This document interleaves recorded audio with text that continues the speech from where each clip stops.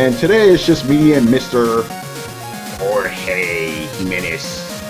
Sorry, I'm trying to hack the podcast to make it funny. Oh no! And you made your screen go blurry while you hacked it. All right, guys. So yeah, we're gonna. You know what we're gonna talk about today? Look at the title of this damn thing. This was the one show where I actually had it titled before I even started it. Who watches the Watchdogs? Before we start, I forgot to do this last week. Going to do it now. I want to thank Mr. Sean Daly for creating our awesome new intro and outro music. I asked for 8-bit, chiptune stuff, and he delivered. It's fucking awesome. So thank you, Sean, for that. All right, new game releases I will do them this time, and this time I'm ready. Okay, for the week of May 25th to June 1st, the year of our Lord Optimus Prime. We're going to go for that. We got Watch Dogs for the PS3, Xbox 360, PC, PS4, Xbox One, and PS3. No Wii U. Like the slide. What? But I thought the Wii U could run everything else could. All right, anyway, keep on. We got the Sly Cooper collection. I will be reviewing that for you guys very soon. That's for the PS Vita. Also for the PS Vita, we got Mind Zero. Looks like a Japanese game.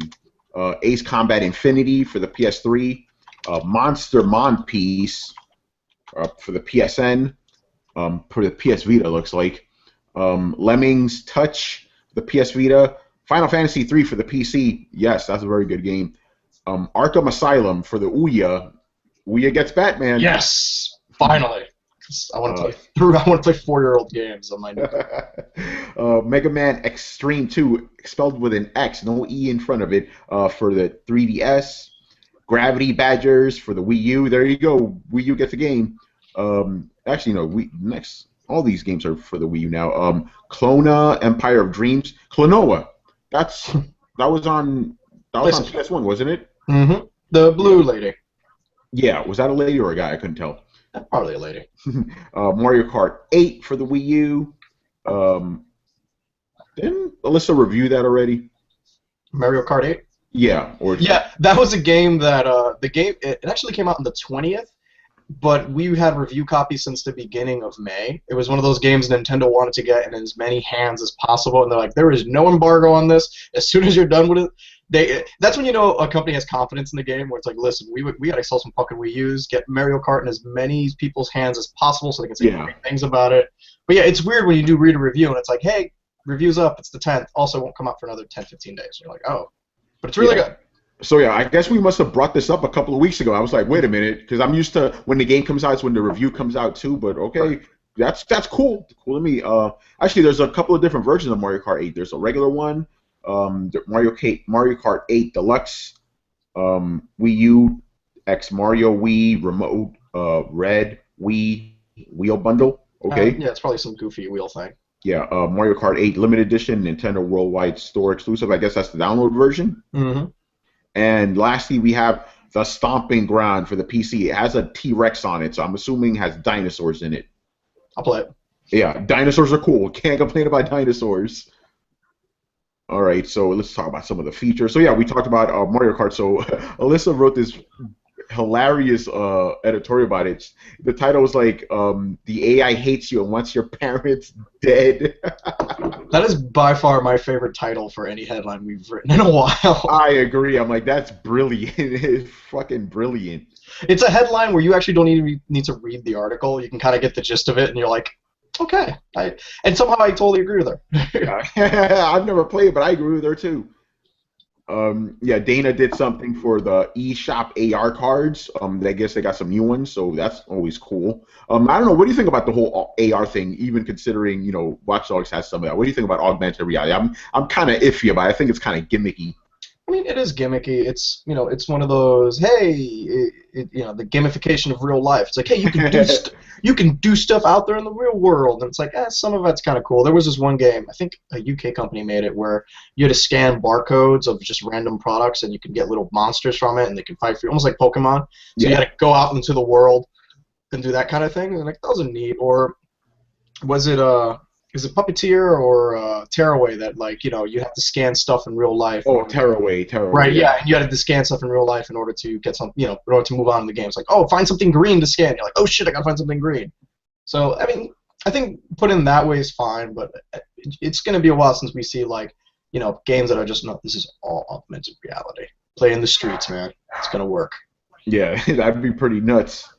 And then I had to write. I call these feel good editorials. I wrote one about my experience with arcades because because most of the fans that at least that I know are in their early 20s and they haven't really experienced the arcades the way I did. I'm in my early 30s, so I just wanted to wax nostalgic on that. George, I know you've been to a couple of arcades though. Yeah, I mean I'm in my late 20s, so I was kind of in the final, last dying breath of arcades when they were around. When I was super young, I saw a lot of arcades but weren't allowed to go in there because there were that was where kind of like the more what's a nice way of saying really shitty people? But, that's it. Just keep it like that. but yeah, like the worst humanity has to offer would kind of congregate at least the arcades that were by my neighborhood. So I wasn't allowed to go in there until I was maybe in high school. Yeah. But, yeah, I mean, I always had fun. They were just, you just go to the hangout, get a couple bucks and quarters, play some Street Fighter. I liked going to like big places that had like climb-in machines where you can do like your outrun, but you're sitting in the car seat with the shift knob thing. Yeah, those were awesome. Or virtual on, where you had to climb into an actual cockpit and they closed in. You had these fucking joysticks and you were like maxing doing all that shit. Like I kind of miss those experiences because those. It's tough to replicate those one of a kind. That's a one of a kind experience where it's like exactly. It's really tough to simulate getting inside a cockpit that vibrates and you got speakers everywhere, and you just don't see that anymore because these fucking machines are expensive. Not to say they don't do them anymore. They're just, Yeah, I mean in Japan they haven't gone away. They still have them, but yeah, there was a time where like the arcades were the ultimate gaming experience, That's where you did your socializing and everything. The arcades I went to, I didn't really went into too many of the stereotypical ones like you talked about with shady people. That's the nice way of saying it, shady people. No, they were, awful people. Yeah, no, they were nicely lit. They were clean, I mean, if you had a favorite pizzeria, they probably had 3 or 4 arcade machines kind of stuffed in the back. To get out of the way, so you had something like Sunset Riders, which may be one of the best arcade games ever. That cowboy one, oh man. Yeah, that was awesome. Yeah, with me, I went to a few actual arcades, but most of the time when I played arcade games, they were in bodegas or something, Mm-hmm. Like the guy just has an arcade cabinet, and when Street Fighter came out, Street Fighter 2, after school, that's all we did. Go there, play some Street Fighter. Mortal Kombat when that came out, that was a big one too. All the Capcom games, I used to play all those in the arcades. It was great stuff. I mean, that was one of the first gaming experience I had when I came to this country. I was like, what's that big box? I didn't even know because I never even heard of a video game before I came. These are where games live. Yeah, exactly. So it was cool. The first arcade game I played was Golden Axe 2. Loved that fucking game, man. So yeah, I definitely wanted to do a nice little feel good editorial and I mean, since consoles came out, since the birth of consoles happened, that was kind of the decline of the arcade. Because to get these really cool gaming experiences, you really only had one place to go. But if you told me it's like, wait, I can play Mortal Kombat at home for essentially for free, and I'll spend $20 in quarters facing just random dudes who kick my ass. No, fine, I'll do that. It's better. Yeah, exactly. And then the interesting thing, I talked about this in the article, is about how how nowadays we have the whole PC versus consoles. Back then it was arcades versus consoles because arcades graphics could not be beaten. So people would always be like, "Oh man, I want to see the game the way it's supposed to look. I got to go to the arcade." Mm-hmm. Because I mean, yeah, it's nice to play Mortal Kombat at home, but it wasn't looking as good as it did in the arcade, Oh yeah, and I mean, and they tried. I mean, like the 32X was probably the one that was like comparable because there was one great game I love, Cosmic Carnage. It was kind of like the sci-fi fighting game where you could chop off people's limbs and they'd have to fight with I can fight armless now. Like those are great. I mean, what was the other one? Was it not the Neo Geo? Yeah, Neo Geo was. Neo Geo was an arcade. Yeah, it's the cabinet, and we're like, holy shit! And that was, if you were hardcore and just tons of disposable income, like, man, people just must have made more money back in the day just to throw in just random bullshit. Because if you tell me now $1,200 on a console, I would slap you in the mouth. And that's how much it cost in the '90s. Imagine how much it would cost now. Can you imagine? And then the games were roughly like $200 because they just charge whatever the fuck they want for games. And it was crazy. I mean, we all knew someone who had a Neo Geo or kind of like knew of someone who knew someone that had a Neo Geo. And it was like, man, that is crazy. That guy is rich. Pretty much, you have to be rich. You can't just buy that on a whim. Today I think I'm going to buy a Neo Geo. It doesn't work like that. No. Oh, God. It's nuts. But yeah, for me, that's one of the main reasons I bought the Sega Saturn because the Capcom arcade games were almost exactly the same on that console. There was like almost no difference, and that was a big thing for me because I would play these games, but then I want to play them exactly as I play them in the arcade at home. So that was great for that. But yeah, you're right. I guess when consoles started becoming more powerful, it was like there's no point. No. Yeah, there's no point anymore. It's like Virtua Fighter 3 on the Dreamcast doesn't look that bad compared to the arcade. It's like, I'll play that instead. Virtua Fighter 2 compared to the arcade is like, yeah, I'd rather play the arcade, you know? It's nuts. So yeah, yeah, but it was just really fun. I think I wrote that up in like 2 hours. It was really easy.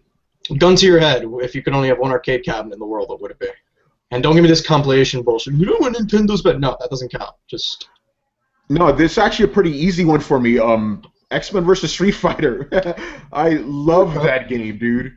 I would go with one of those 4-player beat 'em ups, so either the Avengers, the Simpsons, Ninja Turtles, any one of those 4 games, I would have been totally happy with.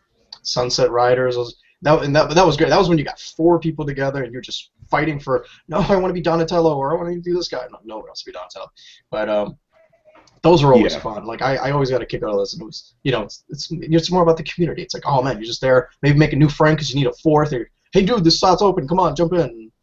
Yeah, and one thing I learned about arcades is like, you know, and I'm not trying to be racist, people. It's just how it is. Like if you saw the Asian kid playing Street Fighter, don't challenge him. He's gonna beat the shit out of you. The Chinese and Korean dudes, man, they were fucking amazing. You know. Well, that's why I always loved. You know, I love places like Barcade now, where you just go grab a beer, and it's like I kind of have a new appreciation for these arcade games, especially when you're drunk.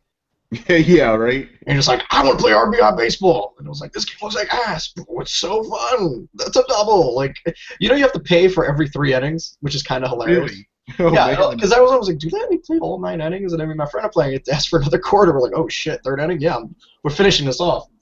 You know, that's something I never experienced. Obviously, you know, I never drank while in arcade. I was too young to drink. That would have been a lot of fun, actually. Probably get into a bunch of fights, too.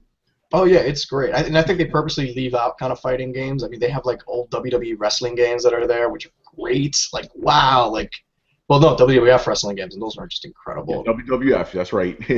I can't wait. They're opening up another Barcade at Midtown, which is going to be fun. Oh, nice. We should go, dude. That'll be awesome.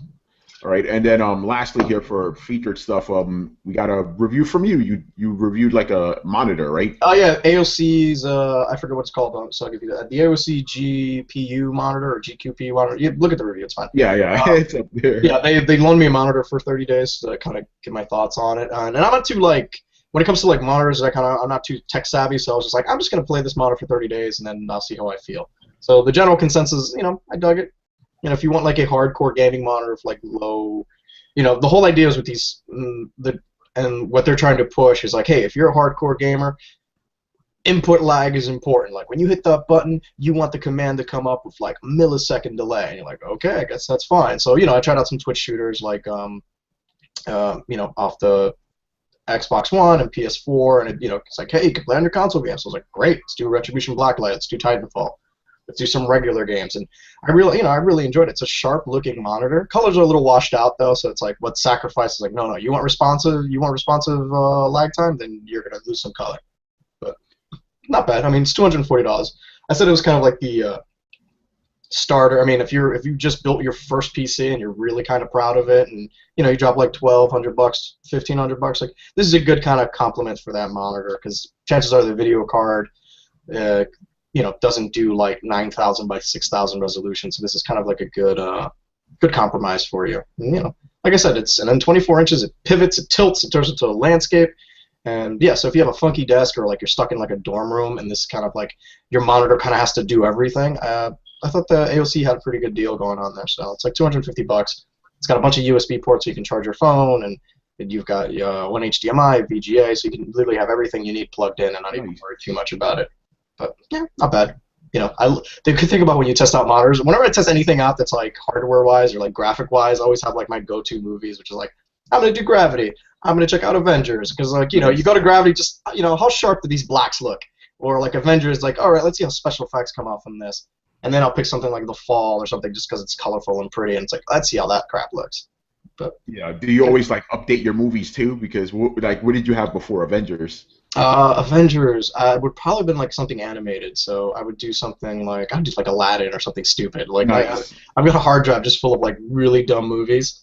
But yeah, but I usually like anything with like a lot of color is always really good. So like I did Trance, that movie by the guy who plays Professor Xavier. That's just a really kind of visually impressive movie. The movie kind of blows, but it's a nice movie to look at. I love how you said the guy who plays Professor Xavier. Wait, you're not talking about Patrick Stewart, right? You're talking about No, the younger one, James. Okay, I was about to say like you know his name, right? Yeah, of course. I don't know. I don't know the young guy's name either. He's the other Professor Xavier. Yeah. That's pretty cool though. Yeah, I was wondering about something because you said the colors were kind of washed out. You know when you put your TV on like game mode, the colors No, get yeah, washed out too? it's got a bunch of different display settings, but like the game I used to use Borderlands because it's got really bright, vibrant colors, and I noticed that like, hey, this red gun that I know how red it is because I've seen it in other monitors doesn't look as red. Interesting. And that's how I get an idea that the colors are slightly off, and like you can manually go in and like adjust the saturation and the hue, but it's like, you know what, if you have a monitor right at the box, I'm not gonna waste that much time trying to fine tune the color. It's like, just give me a preset that can work with me. But like I said, you know what, for like $250, and I think you can get on Amazon for like $200 on sale every so often. It's not that bad of a deal, and like I said, it's a big monitor. It's 24 inches, probably bigger than most people's TVs in their bedroom. So Yeah, exactly.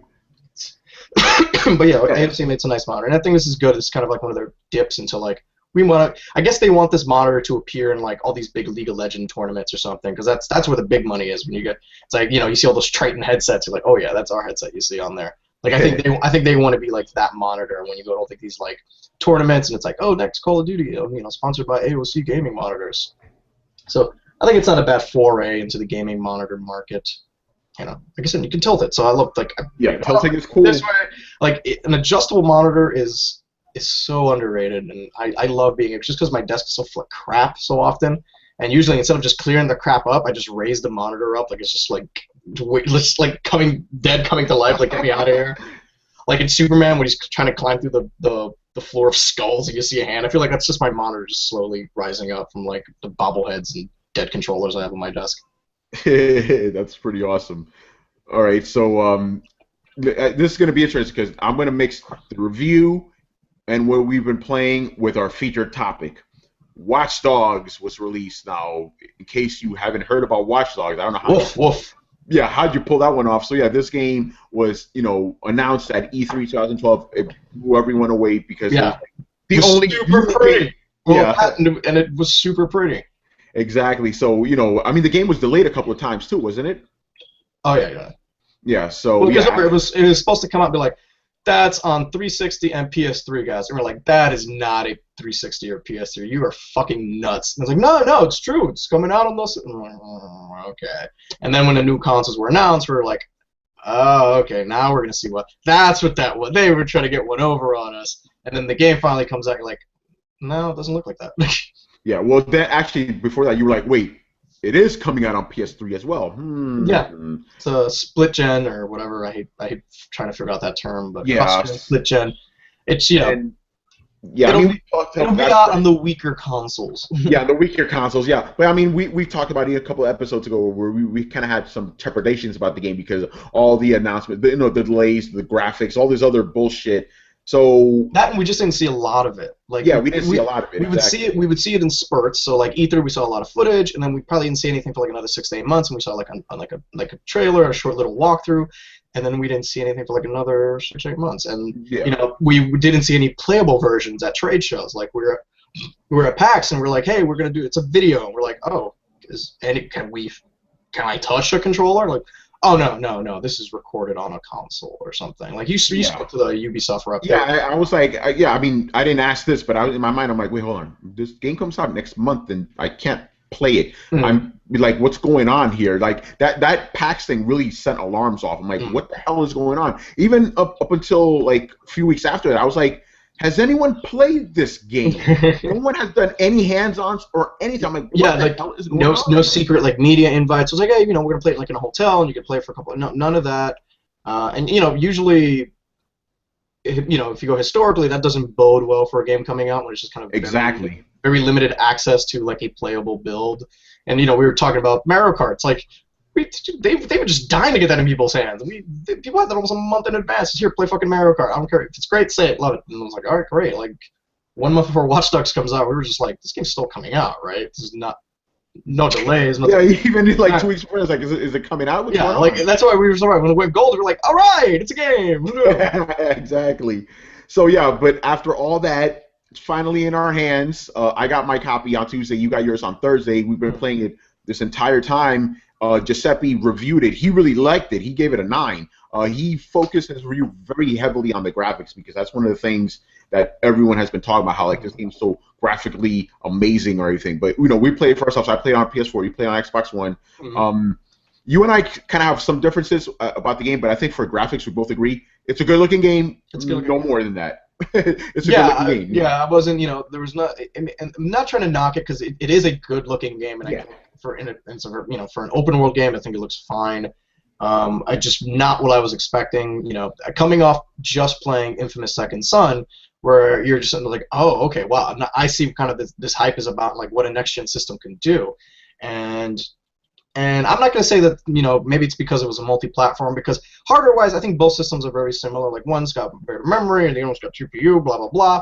But I think both systems can pull off something very impressive graphically. So I don't think that was the issue. It just didn't blow me away. You know what I mean? Like, you know. It didn't blow me away either. I was just like, this is nice looking. That was it. I wasn't like, oh my God, it wasn't like Infamous. Infamous is like, whoa, this is crazy. And I wasn't like, what's up with these jaggy fucking? You know, it wasn't anything like that. You know? It looked like something I can play in high settings on my PC, which is fine. I was like, that's cool, but not as a, you know, this is not what we saw a couple of years ago. As far as just like graphics that just punched us in the face, and we're just like, whoa, dude, this is insane. But that being said, I mean, it's a nice looking open world game, and you know. Well, you know, we have differences. That story did not draw me in at all. This whole, you know, and it was kind of shown to us as like, hey man, you know, everyone's watching, Big Brother, the city's on one system, they're gonna take over your data. But really, that none of that really factors into the actual story of the game. It's all kind of stuff going on in the background, and not even. And yeah, I mean, it only comes up when it's convenient to like the plot of the game. Yeah, I think for the story, you and I actually agree too. They have a cool setting, but they don't touch upon it too much, you know. Yeah, there's very little. I guess I don't know. Maybe it's just there's just no world building. It's just like, hey, you're in Chicago, and you're kind of like this ex-military cop guy. I don't even know. Is that what he is? No, I have no. I thought I missed the cutscene or something. Where I'm like. Wait, why is this guy kick so much ass? Like, even if you give me a throwaway line like, oh, you know, he's from time in Iraq, I was like, all right, fine, I can dig that. Or like, how is he so good of a hacker? Like, why is his phone so great? And I didn't get any of that. And he was just like, oh, you know, just really good at everything. I'm like, all right, fine, but like, just one throw out. I'm okay with suspending disbelief if you just give me something to go on.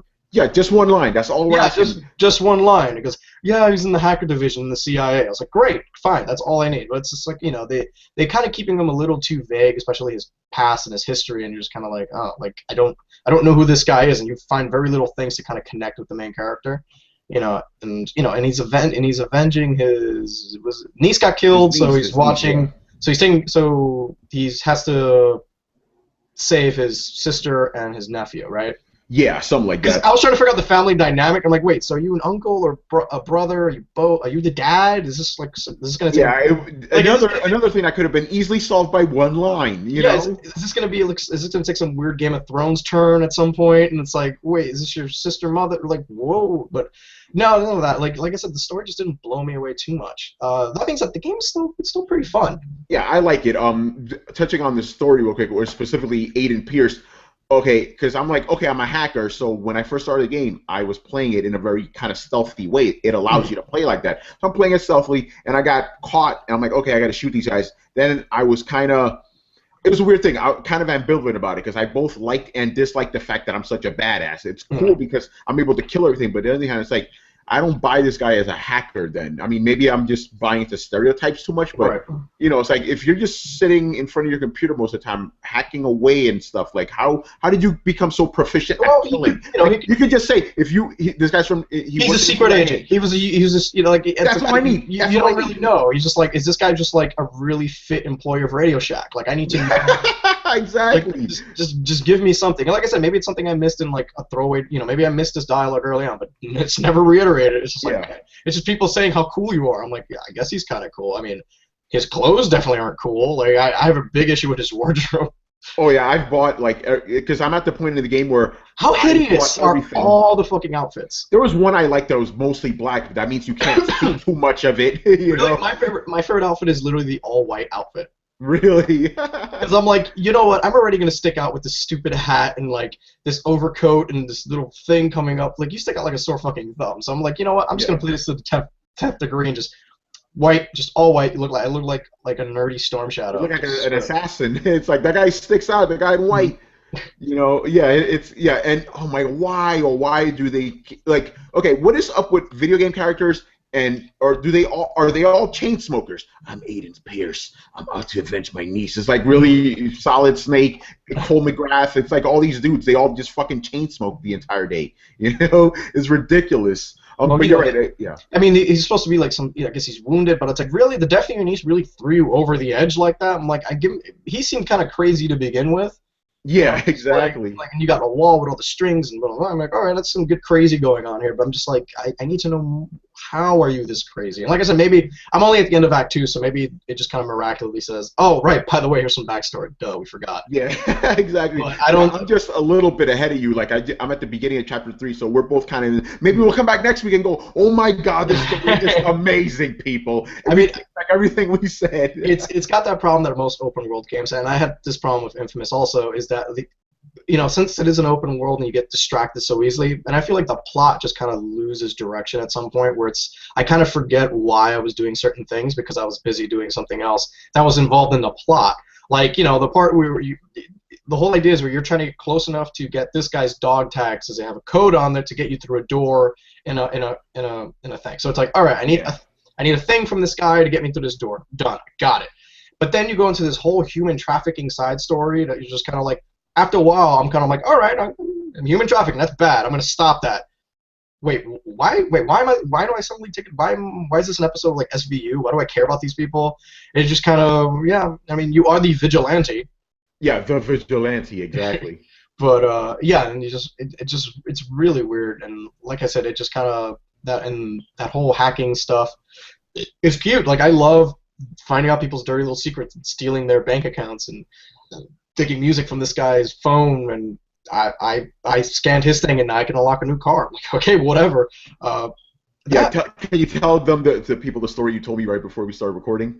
Oh, of the Yahoo Steam. Yeah, Kotaku has a great article about just the Steam reviews for it, and one guy goes, still $220 from a guy diagnosed with cancer, 10 out of 10. And I was like, all right.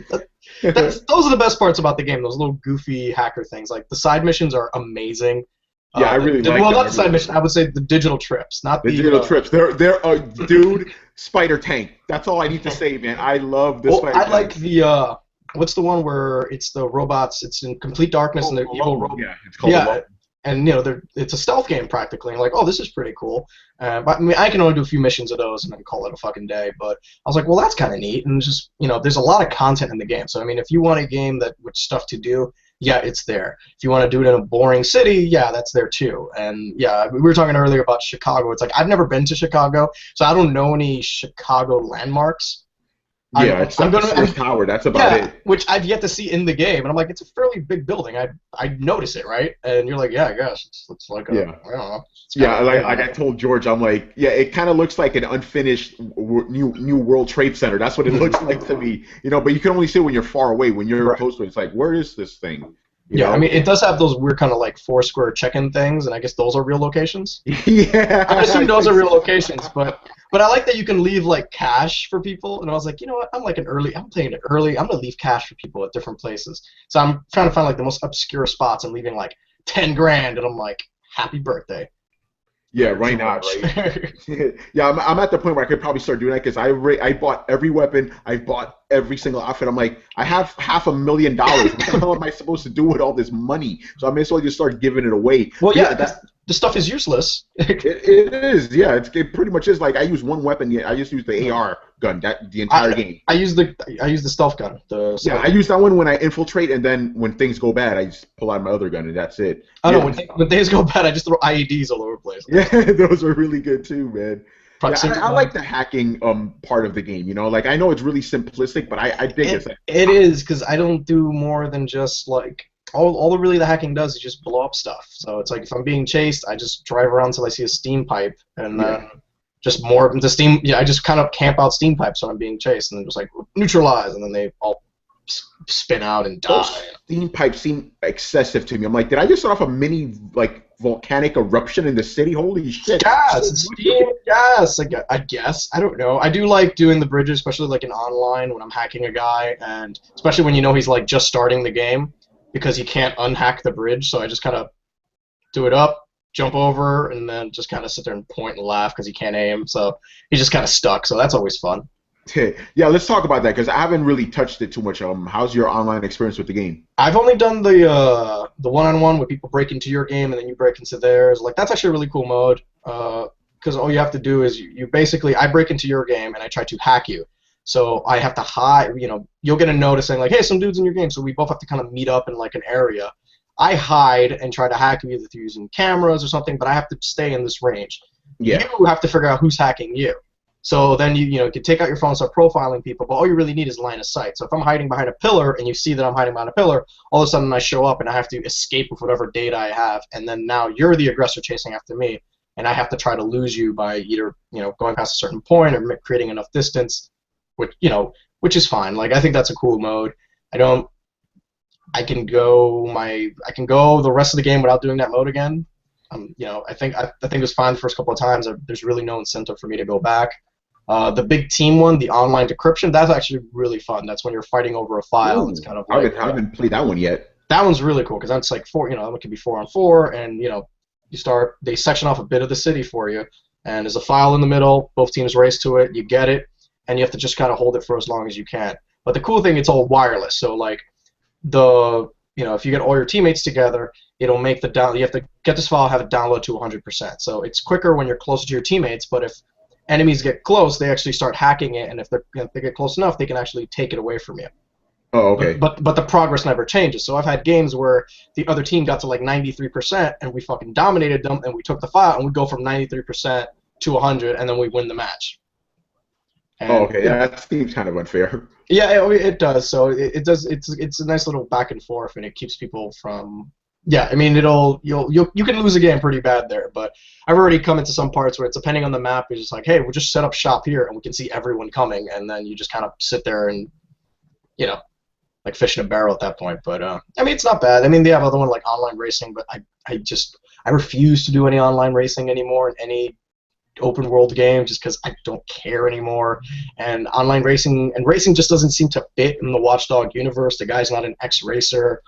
Is he an ex-Marine? I don't know. I mean, he doesn't seem to have any interest, so like maybe if you put in his spot, like, yeah, you should street race. I'm like, oh, okay, and then maybe the car racing seems, but it's like, no, he doesn't show an interest in anything. So it seems that they just put online racing there and just general racing just for the sake of, oh, it's an open world game, we need racing because we have cars. Oh yeah, right, we forgot, put it in there.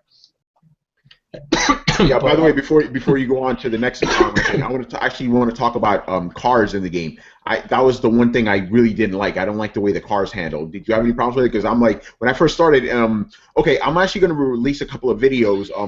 You may already see them now if you're watching this on Thursday. Where you see me crashing every single time I make a turn, I crash into something. And Giuseppe brings this up in his review too. So the cars, what is that called? Understeering or something? Like something is off with the controls in the cars. You have to be they're really finicky. And I'm like, haven't you played any other open world games? You should know how cars function. The car should drive like arcade game, like an arcade racer. Yeah. Like car driving does not have to be realistic in these games because it was in GTA 4, and that was the worst part about the game. It's like, oh, it's realistic. They got suspension. Like, oh, it sucks. I don't care.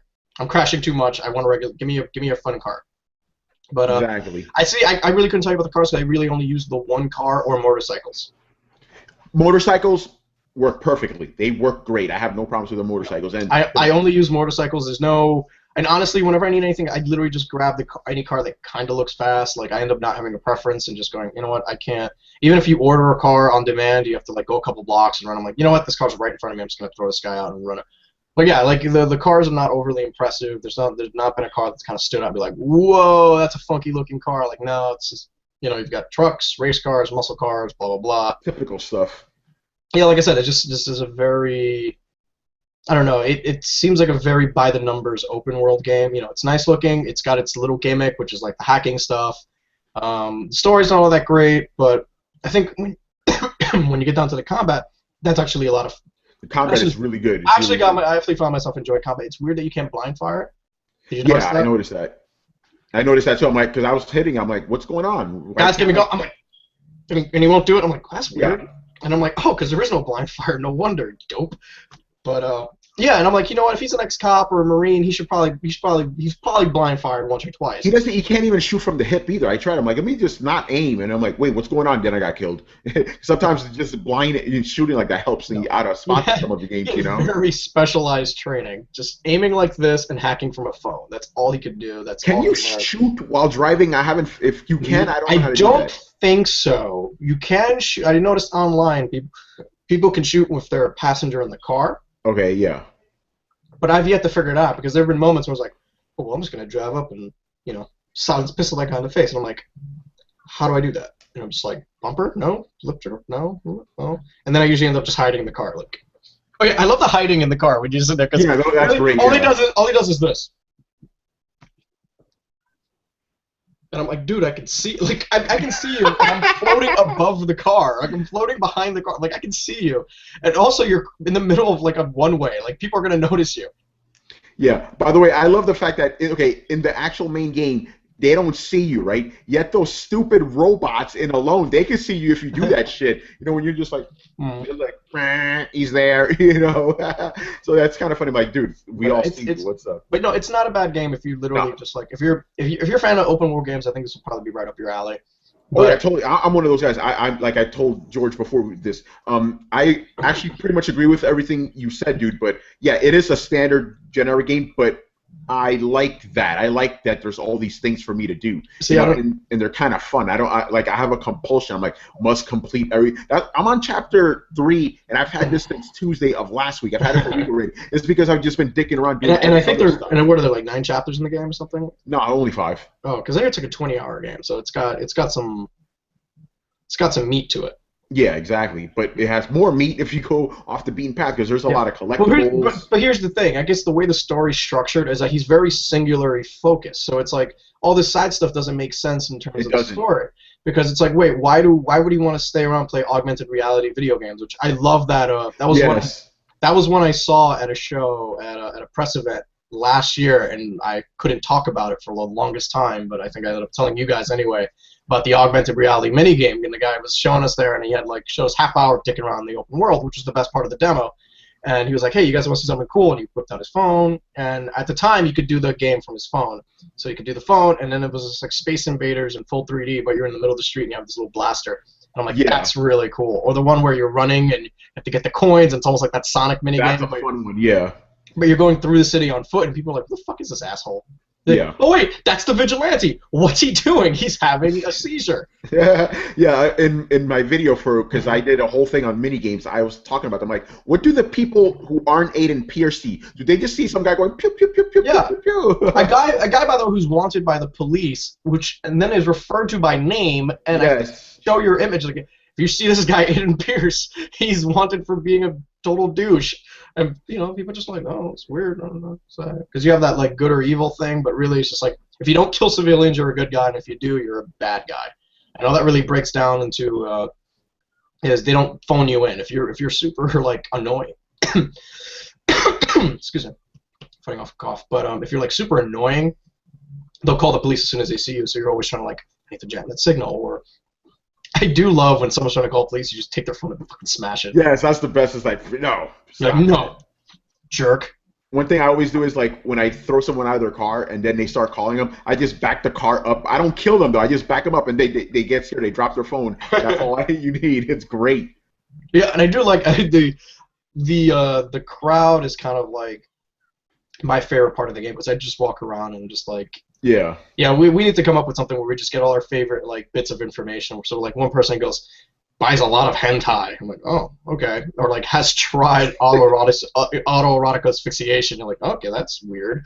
Or Yeah, I noticed that, like, because you could do, like, they call them collectibles, where you could hack into people's homes. I'm like, there are a lot of really perverse people in yeah. this city. My favorite is the one where the guy has like there's a hand and he's literally like chops off the finger and puts him in like a Oh my soup God, bowl. yeah, I was like, that's my favorite. I like this guy. And I was like, well, that's really cool. And like, I really wish they played that up a little bit more. But it's almost like, and it's almost like they feel obligated since it is an open world game that you have to put in all this stuff. Because if not, it turns out to be like Mafia 2, which is like that was Mafia 2's problem, was like a great game that was stuck in like an open world with a ton of bullshit. So Yeah. I guess once you have to commit to the open world idea, yeah, I mean it's weird to take a game concept and then just maybe halfway through be like, we should make this an open world game, and then and that's what it feels like. He was like, if he came up with like the story concept first and just kind of built everything around that as opposed to like, let's make an open world game and work down, which would have been interesting because then you can make everything sort of make sense into each other. Yeah, exactly. Not every game needs to be open world. This game probably could have benefited. I mean, like I said, I'm enjoying all the side stuff, but it probably could have benefited from like just being a kind of linear game. And or like with hub, like maybe like a hub section, because you do get like these bases, but you only go to these bases to do advance the story missions. But it would have been good to have like a central like kind of hub with large open environments. Like it would have been cool to see like almost like a Hitman game. It's like here you have a section that's huge, but it's self-contained and you can do a million things at once. And I think that would have been it. Like I was playing this thinking like, man, imagine if Hitman could hack. Like that would be really cool if this was like a Hitman game, Hitman-esque game. But like I kept getting that thought when I was playing, and I was like, oh man, I hope the next Hitman game he's a hacker for whatever reason. Yeah, I want to ask you about something you said a couple of times on the show. How you think the next Watch Dogs will like streamline everything. Now that you've played it, do you still feel that way? Because to me, yeah. I mean, this is going to be a big franchise, and like I said, it's not a clunker by all means. No, it's not. I mean, dude, it's a good game. Yeah. The problem is, I think our expectations from E3 were like up here. We were talking about hype earlier, earlier before the show. Yeah, we're gonna get to that after this. Yeah, and the expectations were up here, and we were just like, oh man, this is the next generation, and and we were at a weird place because this game could still be good, but it was like the more of it we saw, the less of it we saw. We were figuring out, I was like, oh, I think this is just going to be another. Because I mean, imagine if there were no next gen consoles. This was out on the PS3 or Xbox 360. This is a very impressive game. Exactly. And I haven't played the PS3 or 360 version, but I'm assuming they're fine. Yeah, I would assume so too. Yeah, assuming it's not the PC version, which is like totally fucked up. Yeah, exactly. Which is, and I've complained about that Uplay service. Remember when I was playing Splinter Cell, was it Blacklist? Which is the new one? Blacklist? Yeah, Blacklist, yeah. Where it kept losing my game save, or just never loaded, or it just forgot I owned the game, or hey, by the way, we're just not going to save, ever. And I'm like, this is a computer, it has memory, it could save. Don't need them, don't know what you're talking about. Like, that Uplay service is a nightmare. One of the worst things ever conceived, and it's one of these things they do to like, we're going to combat piracy by not having anyone play the game. Yeah, right. Yeah, exactly. That's how you beat piracy. No one plays your goddamn. But yes, because a lot of PC guys are like, I'm going to get it on PC. It's going to be the best version. I'm sure it looks fine, but I'm hearing a lot of complaints that there's a lot of stuttering on PC. I mean, it looks better, but there's some weird frame rate hiccups. There's some people just can't even fucking play the game, or it just looks funny. Yeah, I mean, that's fine. I mean, but Ubisoft has not had a great track record with being optimized on the PC or just having great launches on PC. They tell us differently every year. That's we care, you PC guys. We're gonna watch us. And like, yeah, we're watching you. It sucks, but but yeah, it sucks for PC users. PC users, hang in there. The game will work eventually, I'm sure. Eventually, yeah. Yeah, I mean, I'm sure it's not gonna be like a Battlefield situation. Like, I'm sure the game was complete at some point, and it's just yeah, PC sucks. I mean, well, not PC. I would say Uplay sucks. Yeah, I think it's Uplay. It's interesting. Or you don't play. I don't know. Yeah, you don't play. Yeah, but yeah, I want to get into the hype thing. You mentioned it already because to me, I could be wrong, but I kind of think we kind of overhyped it a little bit. Talking about the media, because it was the only game that was like only new IP from 2012 E3. You know what? It's okay to be excited. No, it is okay, but to what point? Is there an Excited until it comes out. yeah? Because I don't know. It wasn't like it was one of those things. And when we're hyped up on a game, we want the game to live up to the hype. The last game that was like super hyped up and everyone was kind of like nitpicky about was Titanfall, where people were surprised. Where it's like, well, does it live up to the hype? We're like, yeah, it's a really fun game. The game's fucking awesome. Yeah, in my opinion, from what I saw from Titanfall, it met my expectations and even kind of exceeded them. Take a game like Infamous Second Son. That was another game people were PS4 users were like, this is gonna be the fucking game, and fuck it, you play it, you get to the 10. Yeah, you're just like, exactly. You're like, yeah, this is justified hype. This is awesome. But I wish more games would kind of get hype. It's just I told you Ubisoft is great at just advertising their game and building hype around the game. Yeah, but I don't think this was the game that needed to be overhyped. I think. I think the game had issues. Yeah, it does have issues, so I don't think it deserves to be overhyped like that. But people seem to like it for the most part, so it's okay. Because I was afraid that, because I was playing, I'm like, this is a really solid game. I was afraid that people were going to bash it because it didn't live up to some wild expectation, but they seem to be having fun with it, so I guess it's okay in the end, I mean, I think people are considering it a letdown just because this is not the game we saw 2 years ago. But then really, but then I'm really like, who fucking cares? Because even if it looked like that game that was 2 years ago, it's still the same fucking game. Yeah, it's still the same thing, exactly. It'd still be average, Yeah, and all the issues I had with the game were not graphically related. Nope. Because I said, what, this game is not a bad-looking game. At no point I was like, ugh, that's a funny-looking face or anything like that. Like, no, it's a great-looking game. Just is it gonna blow you away? I'm like, well, how great, and I'm like, how great can a modern city look like? Because my favorite part of Infamous was like, seeing the powers and like the concrete take over the city, not see like Seattle super boring, and it's like, hey, maybe Chicago's super boring too. Like two places I don't think they did a good job of representing the cities that these games were based on. Because I was playing Infamous, and I was like, I kind of don't want to go to Seattle. This sounded from the space, it'll seem super boring. And I'm like, Chicago just seems to have a lot of parks and harbors. Like, this is, I don't care. So I think those kind of games need to be set in a fictional city just so they can kind of go nuts, and you have a lot more freedom. But I don't know. Maybe Ubisoft just needs a reason to like visit cities, because how they love visiting cities for research. Yeah, well, I mean, look at Grand Theft Auto. They always, their cities are fictional, but they're inspired by real cities, but they do them really well. Well, they steal, they don't steal, but they kind of mimic the landmarks, where you kind of get an idea, and then in your head you almost kind of know how to get around the city because it's pseudolily based on a city, but then it doesn't. But they don't have the problem making it block by block the same. And I guess that's the problem when you do like a real city like Seattle, Chicago. You clearly can't do a block by block recreation because A, it's a waste of time, and B, who cares? But so you kind of have to make compromises and make like more condensed versions of these cities, and it's just kind of like something doesn't quite feel right about that. But yeah, exactly. I personally don't like it when they do a one-for-one thing with a city. Like for example, I love Liberty City. It's based on New York. I loved Liberty City getting around it. I hated New York in true crime streets in New York. I'm like, this is actually how it is getting around Manhattan, and it's terrible. Don't recreate that in a video game. True crime, really, what they did was they built everything around landmarks. So true crime had like, here's Times Square, and then a couple of blocks later goes, you're kind of in Brooklyn. I'm like, Brooklyn is not that close to Times Square, first of all. Like, yeah, they got that wrong. Yeah. You just don't get on the magic highway of 30 seconds and then you're in Brooklyn. It's like, no, no, thank you. Or even the True Crime Los Angeles. It was just like, you had the Expo Center and the what was the other place that they had? Where you're just like, in the stadium, you're just kind of like, oh, okay, I guess that's LA, right? Is that it? And then it made me kind of sad. I'm like, is this all LA and New York have to offer? Just Times Square and then the LA Convention Center? Yeah, right. But yeah, no, I don't. Is this one? I don't think it's one for one Chicago either. I think it's just no, it's not. You can't do it. It's just like I said, landmarks. It's a more condensed version. It's still a big city. It's a huge. Lot of real estate, and I love hacking the subway. It's my favorite thing to hack. Yeah, those are fun. Yeah. And people are just like, whoa, why'd the train stop? And then asshole just casually walks in, takes out his phone, and the train's actually working again. I'm like, I don't know what happened. That's so weird. This isn't a stop. This is the middle of a park. I like bringing up the bridges that slant this way because I go to the top of it, then I turn around, I see all the cars just sliding down and piling up on each other.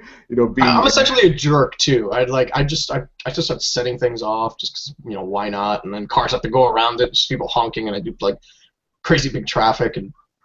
It'd stick around, but yeah, that's really all the hacking is. The hacking is just an excuse to just kind of a reason to manipulate the environment.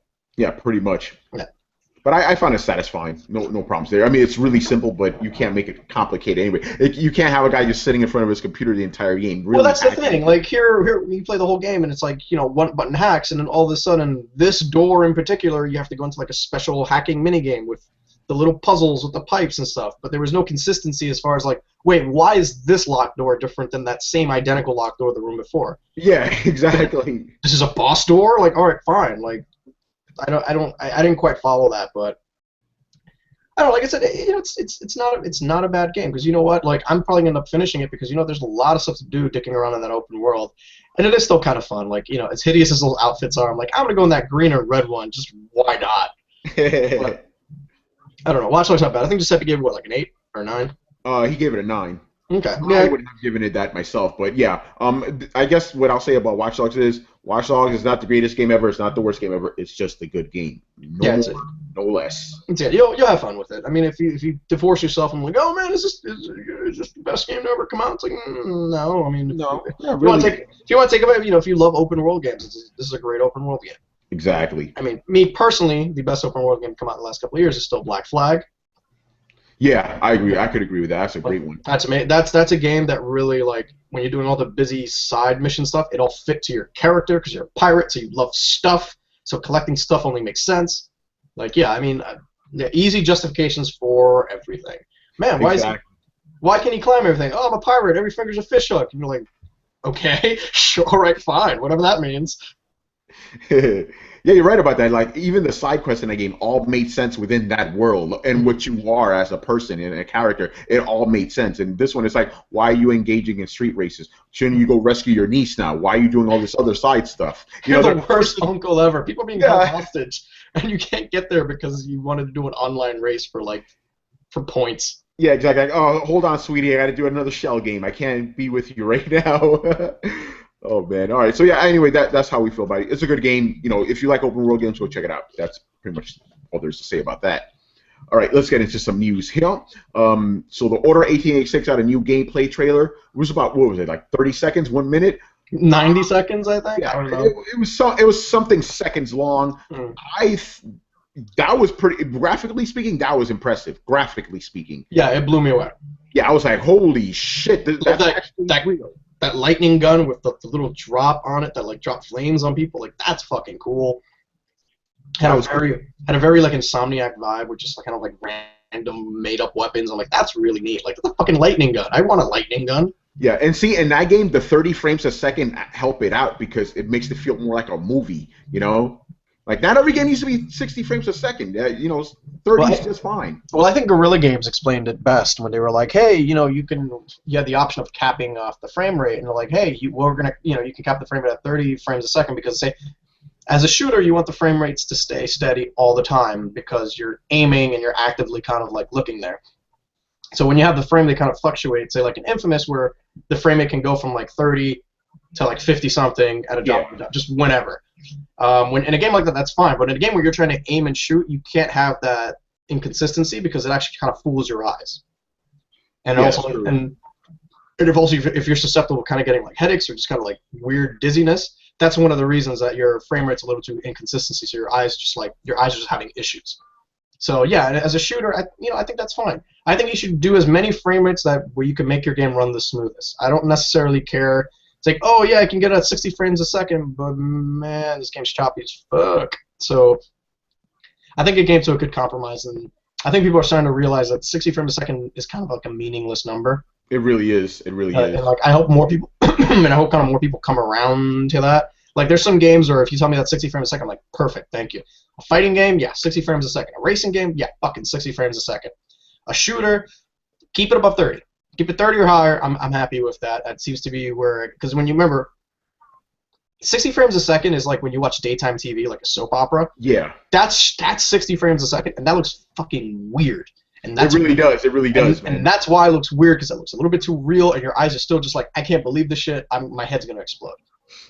So you have to be very selective of how how they want it. And like I said, it's extra work. It's like if they can cap the game at 45 frames a second or 30 frames a second, and the game runs smooth, I have no complaints whatsoever. Yeah, that's what I always said. Make the game, locked at something frames a second above 30. I don't care what it is. Right. Any number between 30 and 60, as long as it's locked at that I'm fine. I don't Because care. remember, these aren't PCs that we're dealing with. Because if you have a PC, you can go in and you can tweak the graphics and do the stuff to make the game look as well. Like if you don't care that the game's gonna stutter at 60 frames a second, so it looks gorgeous, that's up to you.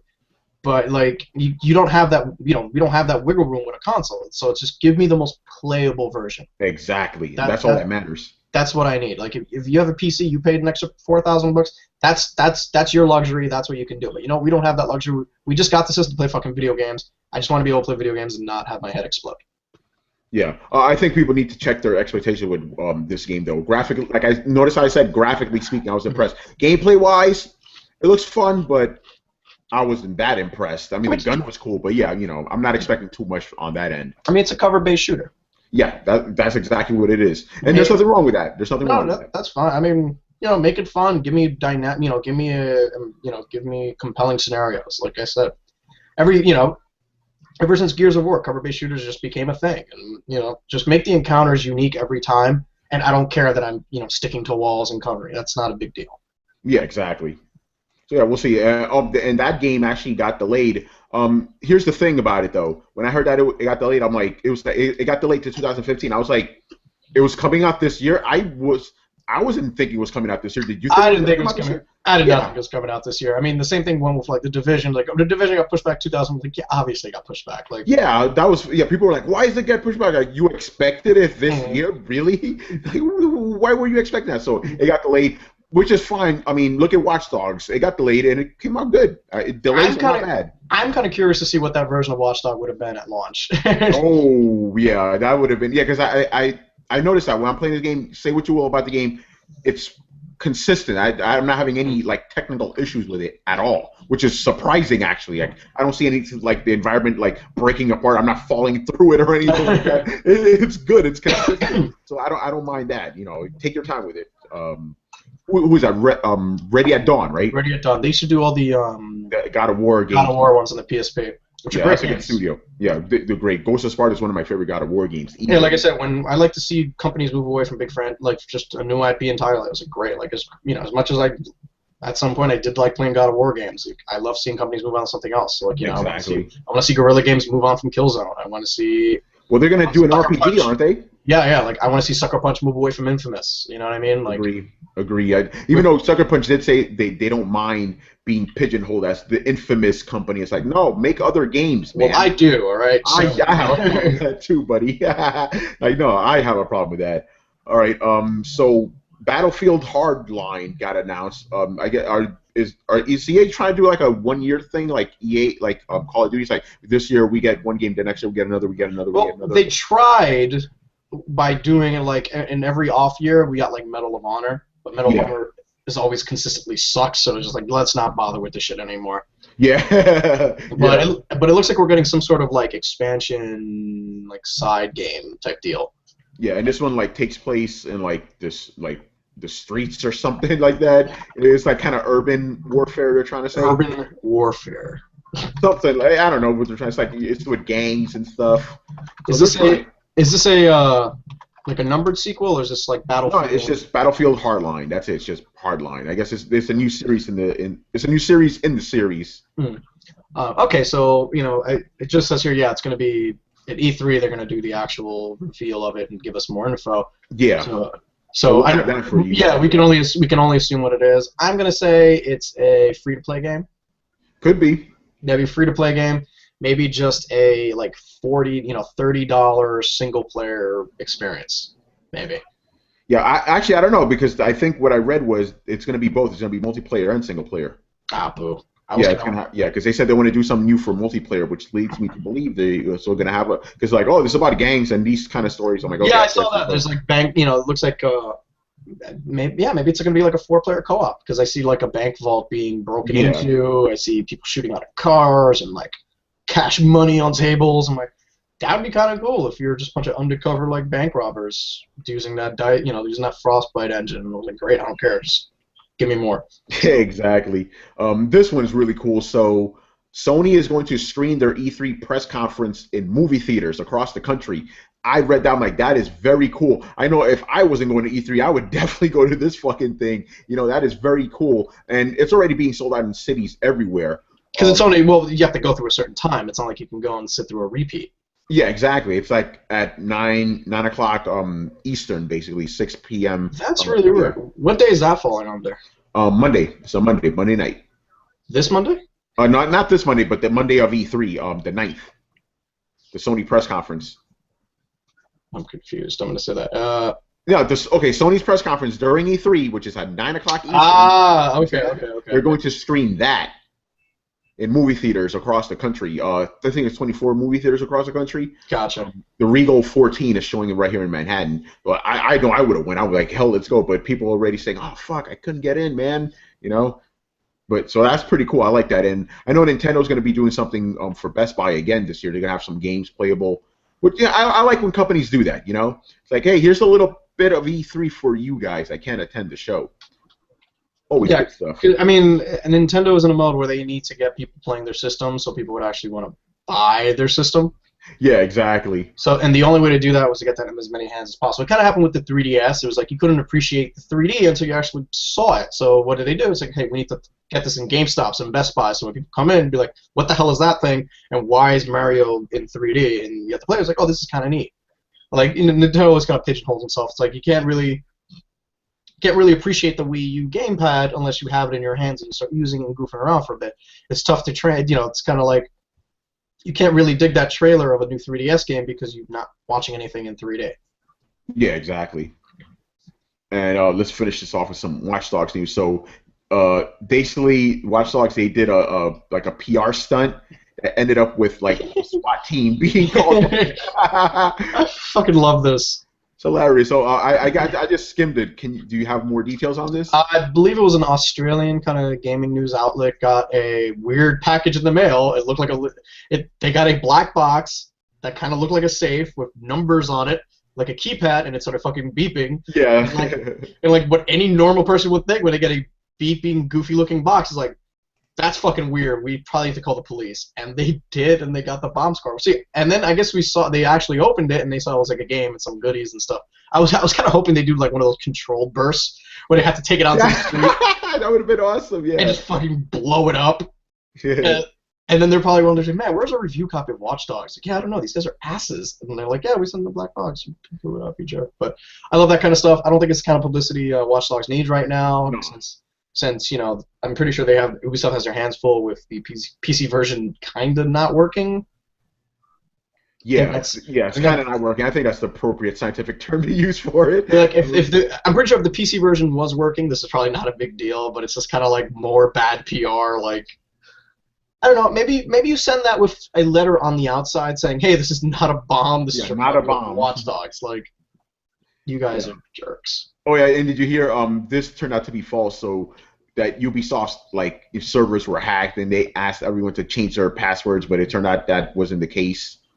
Even though I, like a dickhead, I wanted to change my fucking password. Yeah, it was out. It wasn't, obviously a huge game release. It didn't work. I was not expecting Ubisoft servers, and not because it's Ubisoft, just because it's a big game. Millions of people have it already.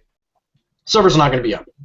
Especially if you're using Uplay, it's not like, you know what, this is not a first-party developer. This is third-party doing their thing. It's almost always never work on day one, or at least a couple hours, if you're doing midnight. Wasn't expecting that, but it was just one of those things of, one person went on Twitter goes, oh man, they got hacked, and everyone kind of ran with it. And yeah, it's kind of interesting. Yeah, it's funny how news like that travels, because at some point you'd think you'd vet, or even, I guess in that time of night, you can't really email Ubisoft and be like, hey, were you guys hacked? Because we're just getting stories about you being hacked. So I can imagine what their next morning was like at 9 a.m. when they were just like getting all these emails from outlets like, hack? Question mark? Like, yeah, we're like, what the fuck is going on? Oh man, but yeah, that's the other thing people are complaining about. The servers weren't working. It's day one. What do you expect? It's not going to work.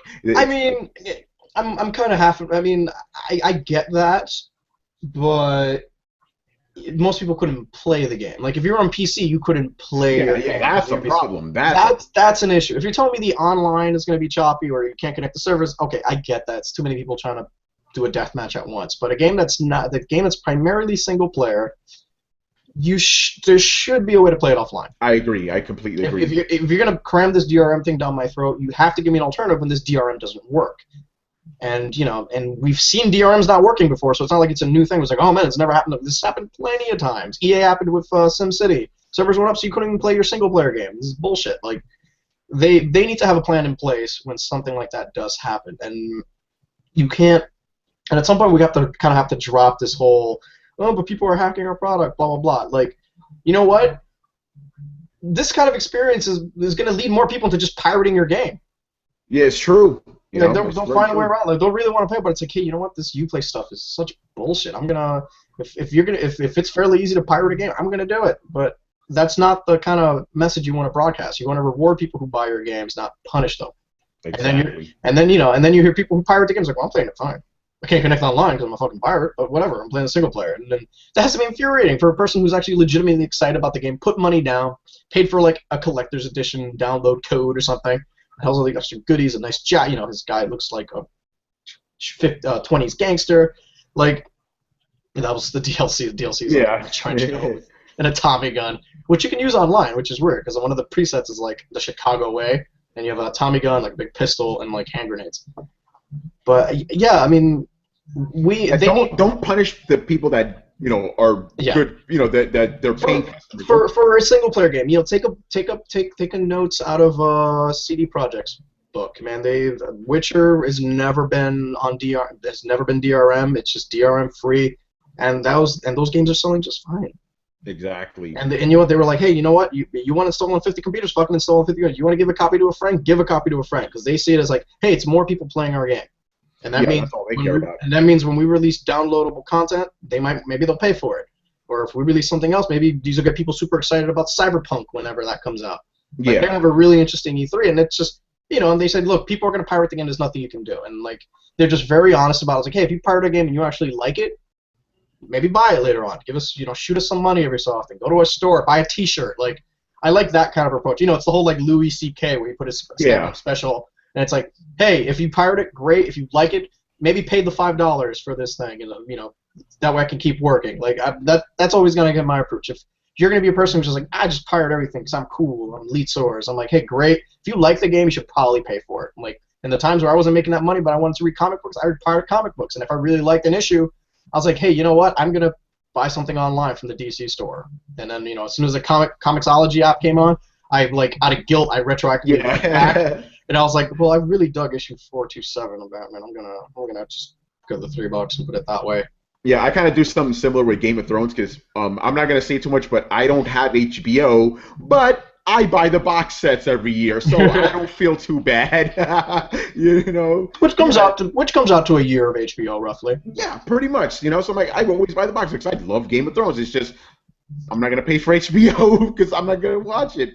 I don't know. I feel like you have to be empathetic to maybe your customer situation. Like, gamers in Europe have shitty internet, and like, you know what, they can't afford. Online DRM just not going to work for them.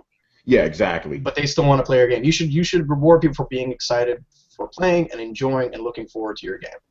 And like I said, it's a weird balancing act, just because at some point people just kind of overboard with it, where it's like, yeah, everyone in Poland just pirates our game. It's like, we're not seeing any money from this. Like, yeah, I get that, but there are other nicer ways to combat this. Yeah, I agree. Just don't be a dick. Just don't, To quote Will Wheaton. All right. So that's pretty much it. We spent a lot of time with Watch Dogs, but we needed this was the biggest game, so we had big release. I mean, we should be able to spend time on the big release. Exactly. And that's what we want to do for you guys, and I think we did that pretty well. So we'll talk about it a little bit more next week, because we'll wrap up that story. Like I said, maybe we'll change up. Maybe the story doesn't turn. Maybe Aiden becomes like a fucking patron saint. We're like, man, this guy's amazing. He's a well-developed, well-rounded character with all personality, and I can't. But but at this point, we're both like, I don't know about your Watch Dogs story. I don't know about you. I mean, if you told me tomorrow I could never play Watch Dogs again for the rest of my life, I'd be like, all right, yeah, I'm sorry. Like, sucks. Yeah. Whatever. I'm having more fun with Wolfenstein at the moment. So. Yeah. So yeah, that's where we're going. Nice segue, by the way. What have we been playing? Besides Watch Dogs. So yeah, tell us. Pro face. All right. I like that. All right. So Wolfenstein. Hit us with the facts. Yeah. My review copy finally came in for Wolfenstein. I was supposed to get it a few weeks ago, but it was sent to our colleague Kenneth, who's like, I don't have an Xbox One. Okay. Yeah. So yeah, I finally got it today. I was able to do an hour or so of it. Finally got past the PAX part that I got in the game, where I just like, if you've played Wolfenstein before, it's just very reminiscent of a Wolfenstein. You're shooting Nazis with backpacks and electrodes and parts cyborg. Also, been there, done that. Robot dog shooting him in the face, knife in the nuts, like good. The game really makes a turn once you wake up in the insane asylum because you suffer a head injury and you're comatose for like 20 years. Comatose, but you don't seem to age. And you seem to move around just fine as soon as you snap out of it. Your muscles don't atrophy or anything? No. They must have like hooked electrodes up to your body and just slowly stimulated you when you were not there. But now you get up and immediately start killing dudes, like effortless, like riding a bike. You just remembered how to kill dudes with just like ruthless efficiency. So yeah, I'm still in the asylum, but I was like, all right, great. And I love that turn where it's kind of like you see how the Nazis took over. And, this is a world where they literally took over the fucking world. Yeah. Like, that's kind of neat. And, like, well, not neat that the Nazis won, but you're like, I don't think I've done a time. I don't think I've done this scenario before. That game has good world building. Yes, it does. Because you did that, you did the interview with the music. Like, the music plays a really large role. It's funny you play the radio. I'm like, that's a Beatles song, but in German. Yeah, exactly. That's weird. And then, like, there's a lot of tidbits and a lot of just, like, little Easter eggs in the world where you find out more information. Like, apparently the Beatles get, they're like, hey, we found this band in England, and apparently the Nazis kind of swoop in and made them do propaganda music. Yeah. So the Beatles never became like the worldwide sensation because they were too busy doing like propaganda music videos and stuff like that. So they never became like a pop hit. They just kind of got like absorbed into like the Nazi war / propaganda machine.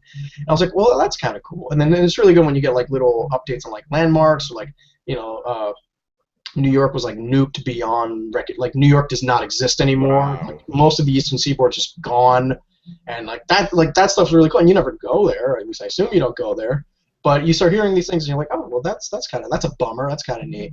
But I'm playing through right now. Expect a review maybe by the weekend. But like I said, I was really looking forward to it because like I mentioned earlier, it didn't preview well for me at all.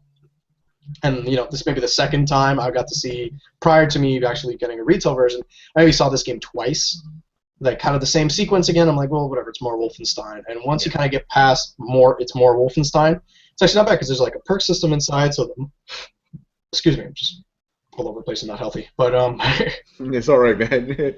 but there's a perk system, so it's like, hey, if you're doing really good with pistols, all of a sudden it's like, hey, you just unlock the perk to make your pistol loading quicker. Or like, hey, you're doing, knife things. You can throw a knife, and it's like you unlock extra knife throws. I'm like, oh, that's kind of neat. Only problem is you don't really know what you have until you actually like look for it. So it's like, hey, you unlock the perk. I'm like, all right, great. And I just never bothered checking up on it. So it could be like, survive longer. I don't know I can do that, but he is so great.